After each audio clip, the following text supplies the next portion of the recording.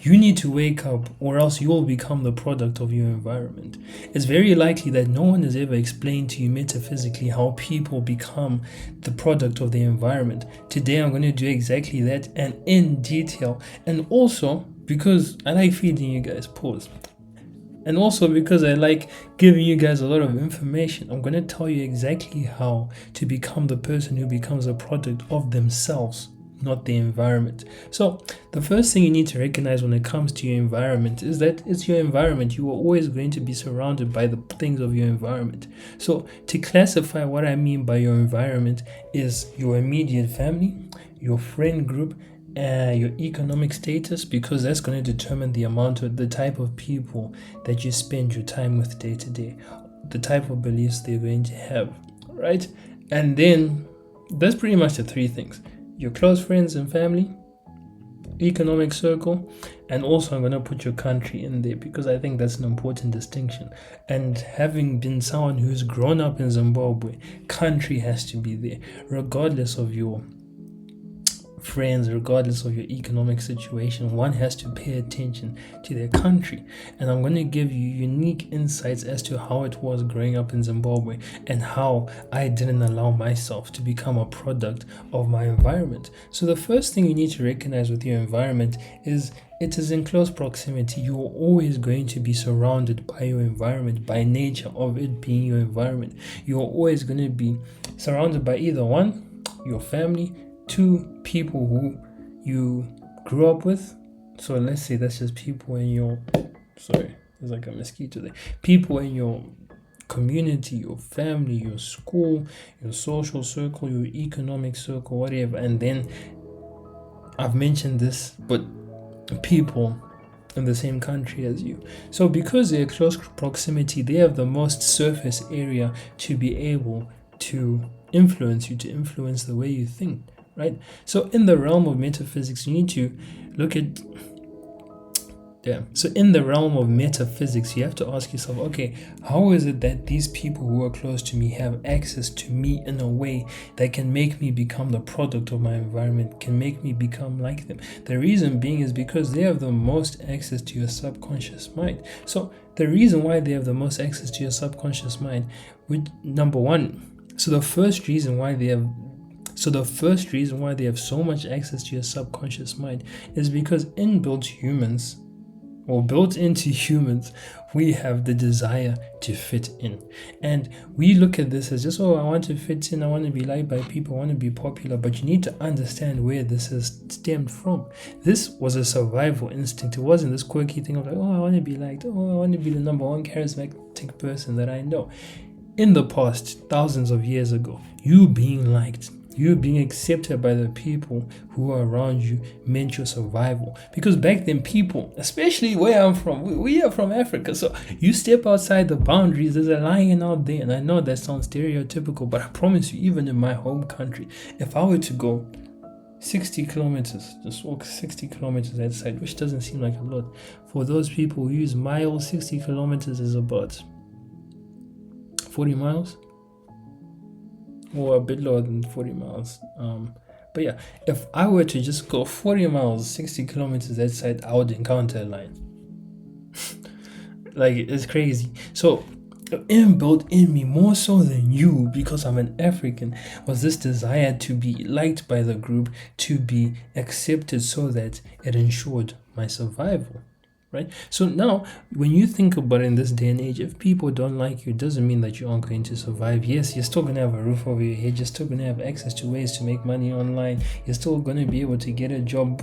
There's so many ways that you can survive without being liked by the people around you. But because your survival depended on you being accepted by the tribe, being liked by your herd, for thousands and thousands of years, it's not now suddenly going to disappear now that you are not as reliant on other people for your survival. So the reason why this is particularly dangerous when it comes to becoming the product of your environment is because if your environment doesn't have good beliefs instilled, you are going to subconsciously accept them. You are going to subconsciously mold yourself to what your environment expects you to be, so that you are liked, you're accepted, and you're wanted around. Why? Because subconsciously that means survival. See, you are not going to be able to get around that. Yes, you can turn or reduce your desire to want to survive and move out of a survival frequency into an abundant frequency, but we'll get into that later in this video. So I've covered the first reason why you can become the product of your environment. This one isn't metaphysical. This one is just purely biological. It's evolutionary. The second one is because now we get into the nice metaphysical stuff, because in your environment, your immediate environment, where you are comfortable being, you are most likely going to be relaxed. And in any environment, a range of situations happens. Why? Because there's a law of rhythm in life. So there's going to be good things that you characterize as good. There are going to be things that you characterize as bad. Nothing is good or bad. It's only as the mind has decided it is. So you are going to be in your environment. And like in all environments, bad and good things happen, right? Things that will cause you to feel emotionally negative and things that will cause you to feel emotionally positive are going to happen. But because this is like your immediate environment, like you grew up in this place, you were used to the people, you were used to the setting, you are going to find yourself more relaxed in this setting than you would normally be. Let's say if you went to France or something. I'm from Zimbabwe, so if I went to France, which I went to France last year, I'm not going to feel as if I'm in my home environment. So I'm going to be naturally more on edge and I won't be as relaxed as I am in Zimbabwe. So now the danger of this is because the more relaxed you are, the slower your brainwave states are. The slower your brainwave states are, the easier it is for information to reach your subconscious mind. So now, because you are more relaxed in your environment has a greater chance of reaching your subconscious mind. Now, many of you grew up in environments, let me not even say many of you, like I don't want to ascribe growing up in a certain way to you. But for me, growing up in Zimbabwe, for those of you who don't know, I think Zimbabwe has consistently had the second worst inflation rate, or second highest inflation rate in the world. At one point, I remember I was about 5 years old when this was happening. Like my parents went to buy bread and they had billions of Zim dollars. Like it cost billions of dollars to buy a loaf of bread. Or maybe I think it even got to $1 trillion at one point. And if you're well versed on how your state of consciousness affects the life that you live, you will know that this inflation rate honestly came from the average state of consciousness of Zimbabweans. Nothing else, right? So people had certain beliefs, obviously so, because imagine the bread goes from being $1 to 1 billion Zim dollars. Like that's crazy.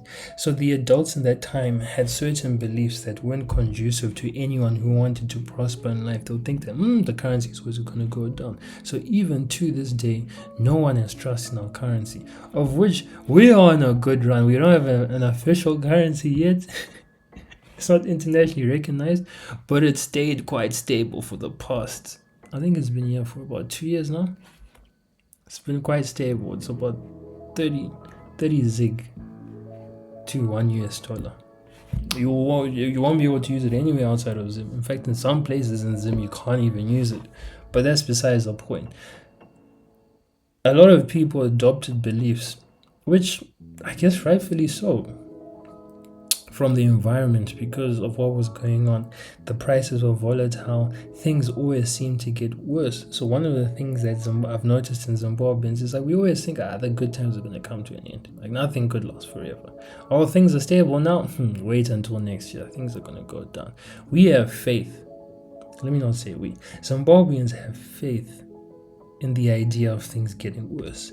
We have faith in the idea that you're not at the worst. It can always get worse. We have faith in that. Even when the Zim dollar gets to, or if it got to $1 billion again, we would think it can get to $1 trillion. If it got to $1 trillion, you would think it can get to 10 trillion. And that's just the nature of how it was growing up in Zimbabwe.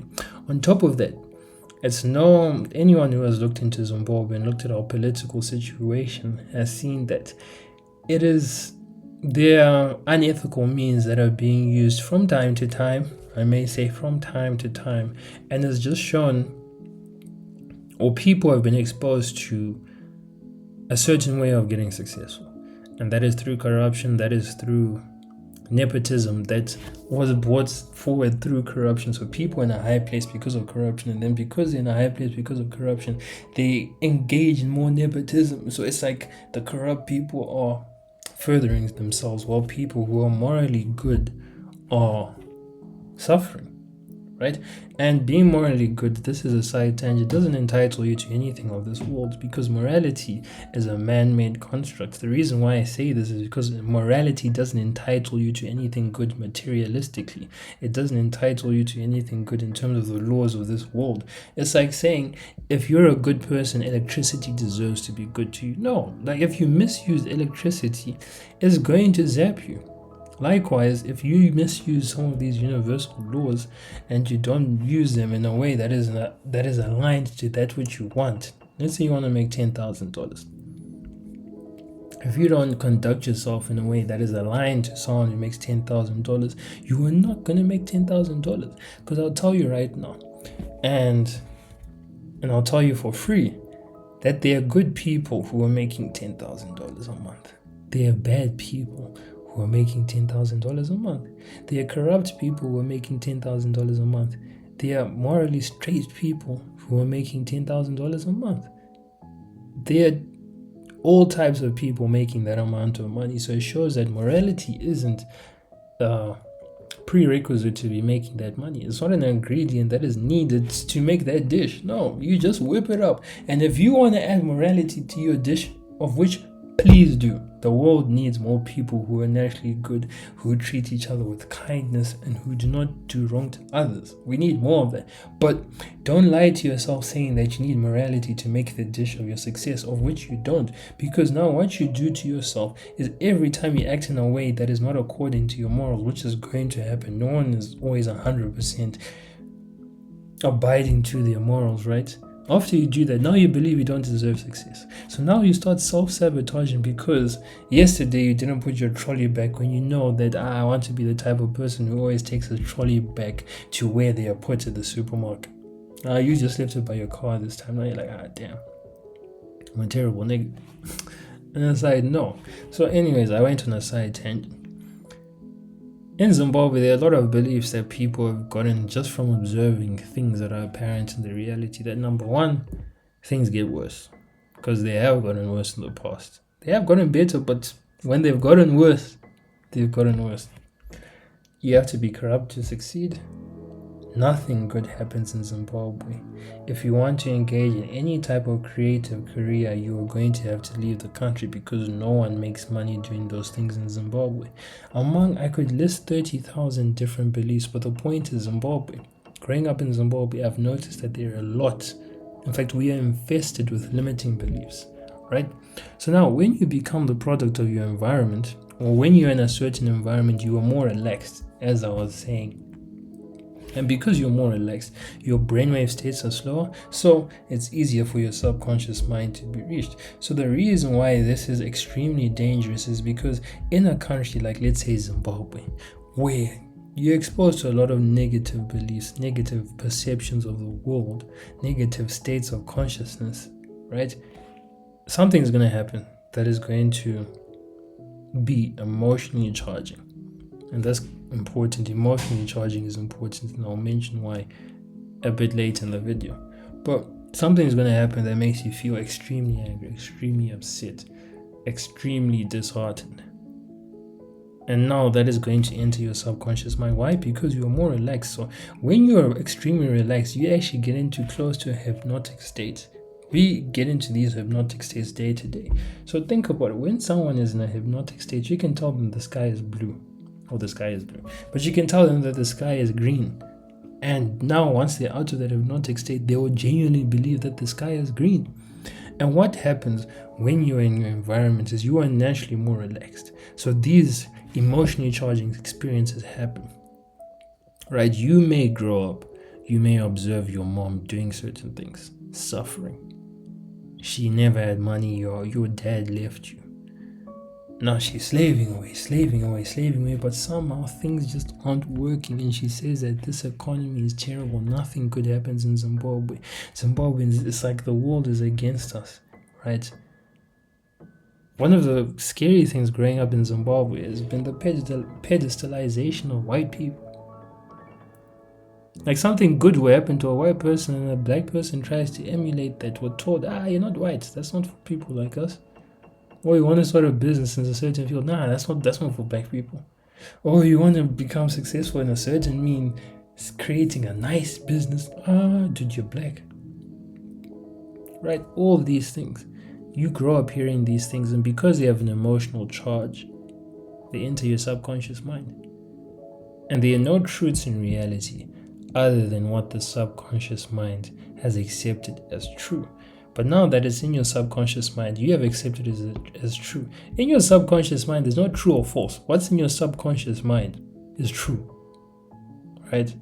It's true. So that's the second way that people become the product of the environment, because they're in the environment in a relaxed state. And now, I mentioned that the things that happen are normally emotionally charged. I remember telling you that I was going to come back to this. So the reason why emotional charging experiences are so important for this is because when something is emotionally charging, it actually programs your subconscious mind. When you go online and you see people talking about how to reprogram your subconscious mind, you'll see them talking about repetitions. I had affirmations. And I repeated these affirmations day in, day out. I repeated them 10,000 a day, 10,000 times a day. And then after 6 years, my subconscious mind was finally programmed. And it's like, dude, what one needs to realize is that your mind, majority of your subconscious beliefs were programmed through just 1, 2, maybe 3 instances where that thing happened. Right? Your whole concept of money might just be because one day your dad lost all his money and your house immediately went from being rich to being broke. And it was just such an emotionally taxing experience that your subconscious mind had no option but to remember it. Emotion is the language of your subconscious mind. If you want to program your subconscious mind, the best way to do it, the quickest way to do it is using emotion. And I'm going to tell you exactly how to do that at the end of this video. So, the reason why emotion is so powerful and so dangerous is because it's the language of your subconscious mind. So, in any environment, right, there are going to be situations that make you feel positive and make you feel negative. However, because it's in a certain environment and certain environments carry a collective state of consciousness, right, your ups and your downs are going to be in alignment, something that is resonant of the reality that you are in, of the environment that you are in. So the more you're in an environment, the more you'll be exposed to emotionally charging experiences that are in alignment to the state of that environment. The more you'll be exposed to beliefs that are in alignment to the state of that environment. And the more you are exposed to those things, if you are not careful, if you have not become the type of person that becomes a product of themselves, not the environment, you are going to adopt the state of consciousness. You're going to adopt the beliefs. You're going to adopt the attention, the perception, the convictions of your environment. And once you adopt all those things which can be summed in your state of consciousness, you are inevitably going to become the product of your environment.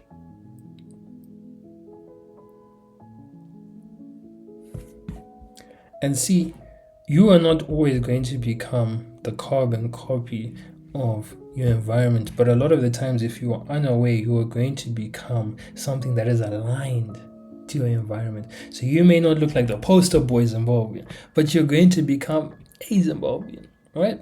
And you're going to have similar situations to what they have. And for me to say a Zimbabwean is very, very stereotypical, because Zimbabweans are vastly different. I am quite different to the average Zimbabwean. I'm somewhere in between a nerd, a nigga with swag, a nigga with charisma, an anime nerd, like dude, like everything. Any box you can put me in, you can put me in there, because there are aspects of myself that belong in those boxes. But the point, I'm diverging. I digressed. So, what you need to recognize here is it is not your state of So what you need to recognize here is it is not your environment that is making you who you are. It is fundamentally your state of consciousness. However, your environment, you have given it the power to influence your state of consciousness. For those of you who don't know, your state of consciousness has 7 keys, and those keys are your perception, your convictions, your reactions, your beliefs, your emotionally charged thoughts, your expectations, and there's something else. There's 7 of them. For the life of me, if I try to remember the 7 of them, I'm gonna take another 30 seconds. So there are the 7 of them on the screen. Takura, when you're editing this, here are the 7 on the screen. Anyways, and those 7 keys make up your state of consciousness. Your state of consciousness is one with the reality that you experience. If you change your state of consciousness, you will indirectly change your reality. That is how you control your reality. That is how I teach you to control your reality. Not through bending into your reality and being like, nah, I want this art, and be like, but by controlling your state of consciousness so that the things that you naturally want fall into your life. Because you're not going to be able to go into your reality and be like, nah, I'm taking this out. I needed water. You're not going to be able to do that, but you can control your state of consciousness, which is the most important part of reality creation. But the most important thing I've said over the past 2-3 minutes is that it is not your environment that determines who you become, but it's your state of consciousness.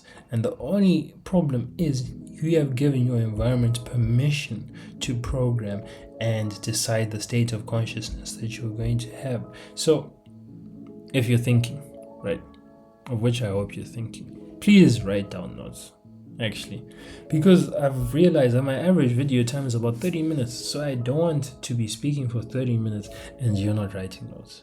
I have that habit. I rarely ever write notes, but I promise you writing notes helps.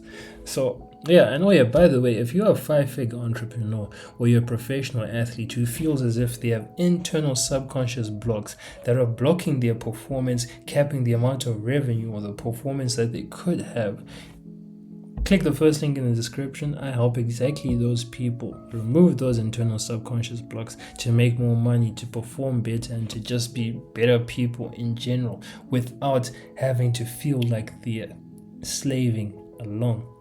Anyways, yeah, it is your state of consciousness that determines your reality. Right? So to become the type of person who is not the product of their state of consciousness, but is a product of themselves, you have to take the front seat. You have to take the driving seat in terms of programming your subconscious mind.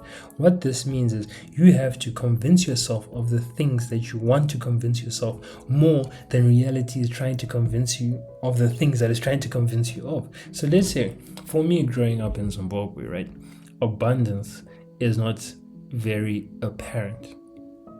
Like, you can be in the richest part of Zimbabwe, and if you walk for 5 minutes, you're going to be faced with extreme poverty. In fact, in the same house, you're going to be faced with someone who is not on the same financial level as you. So in many aspects, reality in African countries, reality, let's say you grew up in the ends, like in the UK, you grew up in just lower economic areas.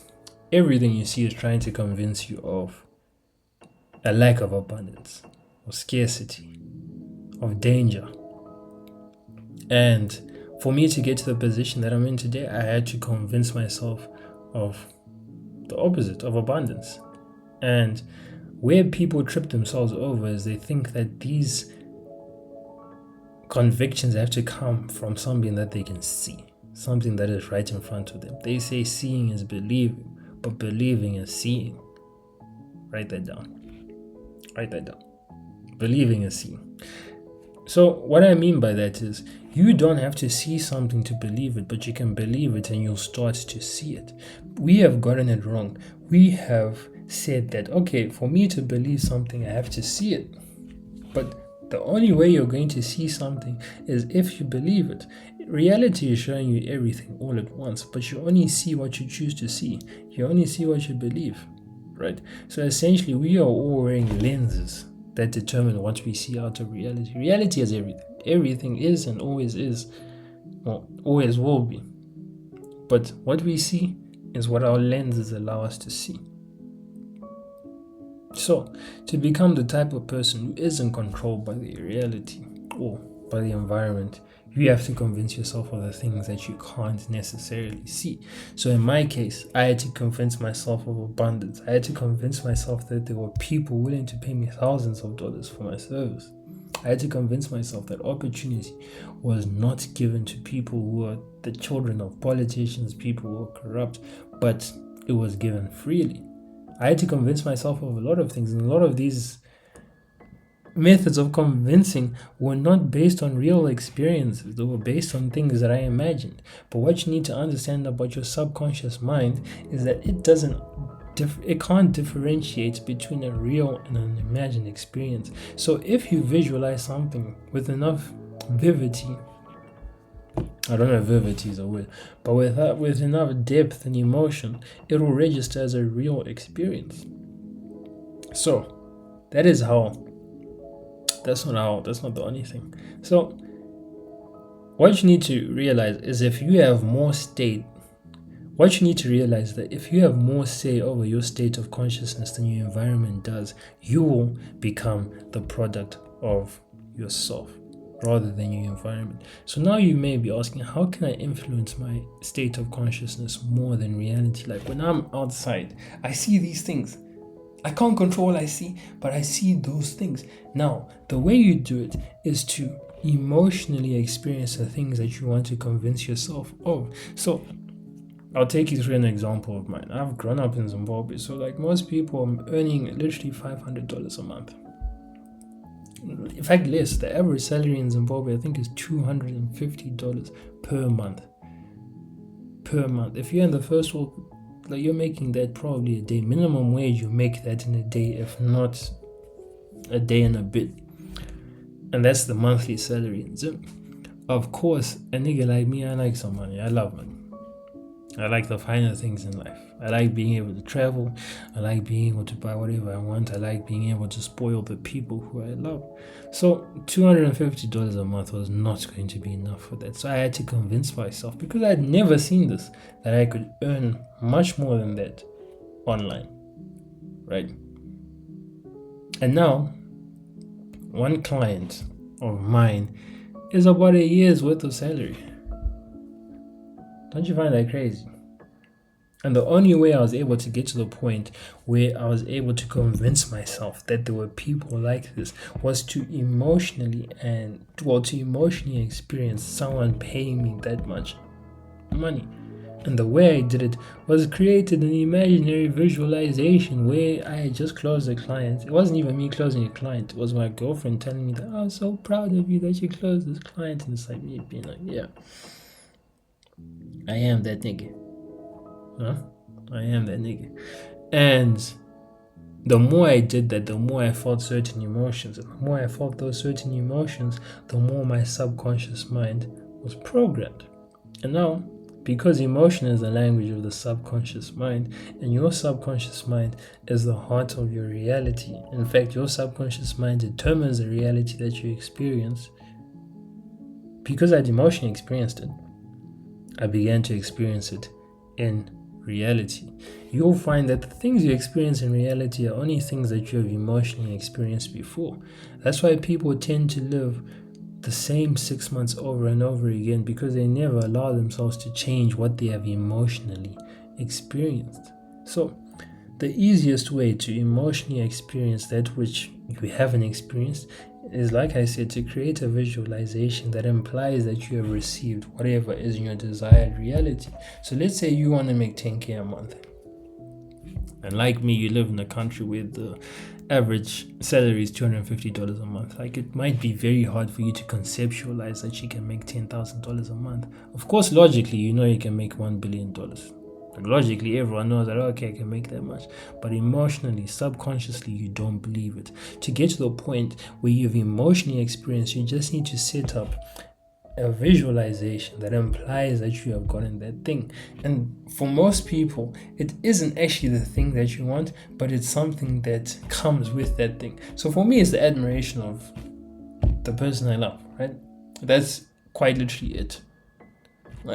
It would be cool to say I want a Lamborghini, I want a Rolls Royce, of which I want those things, but the thing that I want the most is for the women by my side, for the woman by my side to look at me with admiration, to genuinely be proud of the man that she's with. So I visualize the woman that I love telling me, oh, I'm so proud of you, oh, making $10,000 a month. Oh, I'm so proud of you. Can't believe you made $50,000 this month. And I do that. And if I can do it vividly enough the first time, my subconscious mind will already be programmed. But where repetition may come in for you and for me is sometimes you feel an emotional charge. Like, you start feeling yourself starting to smile. You're like, but it's not as strong as what you've emotionally experienced day to day. So where repetition will come in is, let's say every day you just do that visualization, and eventually what you'll find is you'll start feeling less and less emotion as you visualize it, and you get to the point where it doesn't invoke much emotion.